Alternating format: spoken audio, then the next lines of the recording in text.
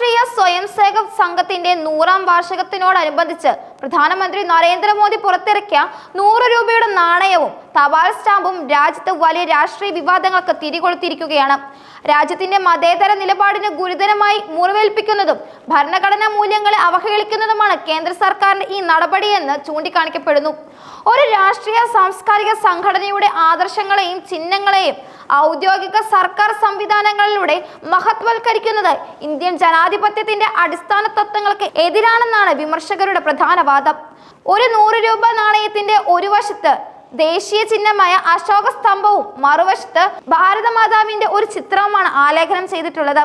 ഈ ചിത്രത്തിൽ കൈപ്പത്തി പുറത്തേക്ക് കാണിച്ചുകൊണ്ട് ഒരു സിംഹത്തിന്റെ ഒപ്പമുള്ള ഭാരതാംബയെ RSS പ്രവർത്തകർ വണങ്ങുന്നതായിട്ടാണ് ചിത്രീകരിച്ചിരിക്കുന്നത്. ഇതിലുപരി രാഷ്ട്രീയ സ്വാഹ, ഇടം രാഷ്ട്രയ, ഇടം നമമ എന്ന RSS മുദ്രാവാക്യം നാണയത്തിൽ ആലേഖനം ചെയ്തിട്ടുണ്ട്. സ്വാതന്ത്ര്യാനന്തര ഇന്ത്യയുടെ ചരിത്രത്തിൽ ആദ്യമായിട്ടാണ് ഒരു ഔദ്യോഗിക നാണയത്തിൽ ഭാരതമാതാവിന്റെ ചിത്രം ഉൾപ്പെടുത്തുന്നത്.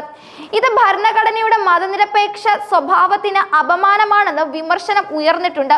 ഒരു പ്രത്യേക മതപരമായ പ്രതീകമായ ഹിന്ദു ദേവതയുടെ ചിത്രം ഔദ്യോഗിക നാണയത്തിൽ ഉൾപ്പെടുത്തിയത് ഒരു മതരാഷ്ട്രത്തിലേക്കുള്ള നീക്കത്തിന്റെ സൂചനയാണെന്ന് പല രാഷ്ട്രീയ നിരീക്ഷകരും അഭിപ്രായപ്പെടുന്നു. തപാൽ സ്റ്റാമ്പിൽ 1963 റിപ്പബ്ലിക് ദിന പരേഡിൽ RSS സ്വയംസേവക് പങ്കെടുത്തതിന്റെ ചിത്രം ആലേഖനം ചെയ്തിട്ടുണ്ടെന്നാണ് RSS കേന്ദ്രങ്ങളുടെ അവകാശവാദം. 1964 ഇന്ത്യ ചൈന യുദ്ധ സമയത്ത് RSS പ്രവർത്തകർ കാണിച്ച ദേശസ്നേഹത്തിനോടുള്ള അംഗീകാരമായി ജവഹർലാൽ നെഹ്റു സർക്കാർ അവരെ ഔദ്യോഗികമായി ക്ഷണിച്ചുവെന്നാണ് RSSന്റെ പ്രധാന വാദം. എന്നാൽ ഈ അവകാശവാദം നേരത്തെ തന്നെ ചരിത്രകാരന്മാർ തള്ളിക്കളഞ്ഞു. 1963 പരേഡ് റിപ്പോർട്ടുകൾ യൂണിഫോം ധരിച്ച 3000-ലധികം RSS സന്നദ്ധ സേവകരെ കുറിച്ച് ഒരു പരാമർശവുമില്ലെന്ന് അവർ ചൂണ്ടിക്കാട്ടുന്നു.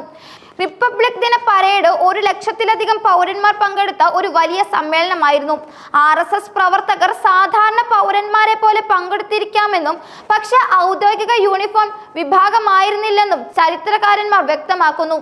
വസ്തുതാ വിരുദ്ധമായ ഇത്തരം അവകാശവാദങ്ങൾക്ക് ഔദ്യോഗിക പിന്തുണ നേടിക്കൊടുക്കാനുള്ള നീക്കങ്ങളുടെ ഭാഗമാണ് പുതിയ നാണയവും സ്റ്റാമ്പും എന്നും വിമർശനമുണ്ട്. ഇത് ഇന്ത്യൻ ചരിത്രത്തെ വളച്ചൊടിക്കുന്നതിനുള്ള ശ്രമമാണെന്നാണ് ഒരു വിഭാഗം ആരോപിക്കുന്നത്.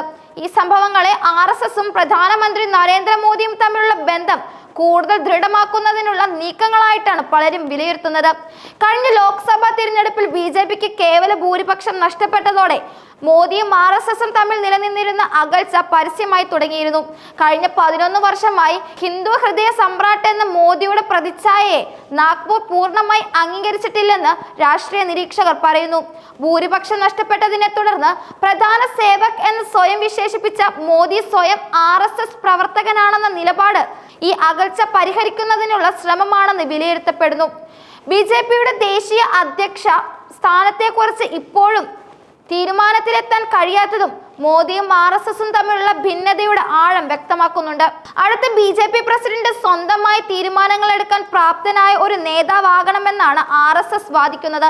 പാർട്ടിയുടെ നടത്തിപ്പിൽ കേന്ദ്ര ആഭ്യന്തരമന്ത്രി അമിത് ഷായുടെ വർദ്ധിച്ചു വരുന്ന സ്വാധീനത്തെയും RSS എതിർക്കുന്നുണ്ട്.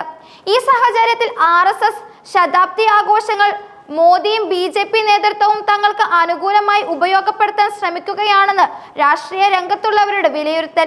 സാംസ്കാരിക മന്ത്രാലയം സംഘടിപ്പിച്ച ശതാബ്ദി ആഘോഷങ്ങളിൽ RSS general secretary Dattatreya, Delhi മുഖ്യമന്ത്രി രേഖ ഗുപ്ത, സാംസ്കാരിക മന്ത്രി ഗജേന്ദ്ര സിംഗ് എന്നിവർ പങ്കെടുത്തത് ഈ നീക്കത്തിന്റെ ഭാഗമായിട്ടാണ്. രാജ്യത്തിന്റെ ഭരണഘടന മതേതരത്വത്തിലും ജനാധിപത്യത്തിലും അധിഷ്ഠിതമാണിത്. എങ്കിലും ഒരു സംഘടനയുടെ പ്രത്യയശാസ്ത്രത്തെയും ചിഹ്നങ്ങളെയും ഔദ്യോഗിക സംവിധാനങ്ങളിലൂടെ പ്രചരിപ്പിക്കുന്നത് ഭരണഘടനാപരമായ ധാർമ്മികതയ്ക്ക് വിരുദ്ധമാണ്. ഇത് ഭാവിയിൽ മറ്റ് രാഷ്ട്രീയ സംഘടനകൾക്കും ഇത്തരത്തിലുള്ള ആവശ്യങ്ങൾ ഉന്നയിക്കാൻ പ്രേരണ നൽകിയേക്കാം. ഇത് രാജ്യത്തിന്റെ മതേതര സ്വഭാവത്തിന് വലിയ വെല്ലുവിളിയാകും. തപാൽ സ്റ്റാമ്പിലും നാണയത്തിലും ഒരു സംഘടനയെ ഉൾപ്പെടുത്തിയതിലൂടെ ആ സംഘടനയുടെ ചരിത്രത്തെയും സംഭവങ്ങളെയും ഔദ്യോഗികമായി അംഗീകരിക്കുകയും മഹത്വവൽക്കരിക്കുകയും ചെയ്യുകയാണ് സർക്കാർ ചെയ്യുന്നത്. ഇത് വസ്തുതാ വിരുദ്ധമായ ചരിത്രത്തെ പൊതുസമൂഹത്തിലേക്ക് അടിച്ചേൽപ്പിക്കാനുള്ള ശ്രമമാണെന്നും വിമർശകർ പറയുന്നു. മഹാത്മാഗാന്ധിയുടെ ചിത്രമുള്ള നോട്ടുകൾ പ്രചാരത്തിലുള്ള ഒരു രാജ്യത്ത് ഭാരത് മാതാവിന്റെ ചിത്രം ആലേഖനം ചെയ്ത നാണയങ്ങൾ പുറത്തിറക്കിയത് വലിയ ചർച്ചകൾക്കും വഴി തുറക്കുന്നുണ്ട്. ഭാരതമാതാവ് ഒരു മതപരമായ പ്രതീകമാണോ അതോ ദേശീയ ചിഹ്നമാണോ എന്നതിനെ കുറിച്ചും സംവാദങ്ങൾ നടക്കുന്നുണ്ട്. രാജ്യത്തിന്റെ മതേതര മൂല്യങ്ങൾ സംരക്ഷിക്കേണ്ടത് എല്ലാ പൗരന്മാരുടെയും കടമയാണ്. ഭരണകൂടം തന്നെ ഈ മൂല്യങ്ങളെ ലംഘിക്കുമ്പോൾ അത് വലിയ സാമൂഹിക പ്രത്യാഘാതങ്ങൾ ഉണ്ടാക്കും. ഈ നടപടി രാജ്യത്തിന്റെ ഐക്യത്തിനും അഖണ്ഡതയ്ക്കും ഭീഷണിയാണെന്ന് ചിലർ മുന്നറിയിപ്പ് നൽകുന്നുണ്ട്. BJP നേതൃത്വവും RSSും തമ്മിലുള്ള ആഭ്യന്തര ഭിന്നതകൾ പരിഹരിക്കുന്നതിനുള്ള ഒരു ഉപകരണമായി ഈ നീക്കത്തെ കണ്ടാലും രാജ്യത്തിന്റെ മതേതര ഘടനയ്ക്ക് ഇത് വരുത്തിവെക്കുന്ന ഒരു ആഘാതം അത് വളരെ വലുതാണ്. ഈ വിവാദങ്ങൾ ഇന്ത്യയുടെ രാഷ്ട്രീയ ഭാവിയിലും പ്രത്യേകിച്ച് BJPയുടെയും RSSന്റെയും ബന്ധത്തിൽ എന്ത് മാറ്റങ്ങൾ വരുത്തും എന്നതും ഉറ്റുനോക്കുകയാണ് ലോകം ഇപ്പോൾ. 100ാം വാർഷികാഘോഷങ്ങൾ BJPക്കും RSSനും ഇടയിലുള്ള പാലം പണിയാൻ സഹായിക്കുമോ അതോ ഭിന്നതകൾ കൂടുതൽ രൂക്ഷമാകുമോ എന്ന് വരും ദിവസങ്ങളിൽ വ്യക്തമാകും. രാജ്യത്തിന്റെ മതേതര സ്വഭാവം സംരക്ഷിക്കുന്നതിനുള്ള പോരാട്ടത്തിന് ഈ പുതിയ വിവാദം ഒരു പുതിയ അധ്യായം കുറിച്ചിരിക്കുകയാണ്.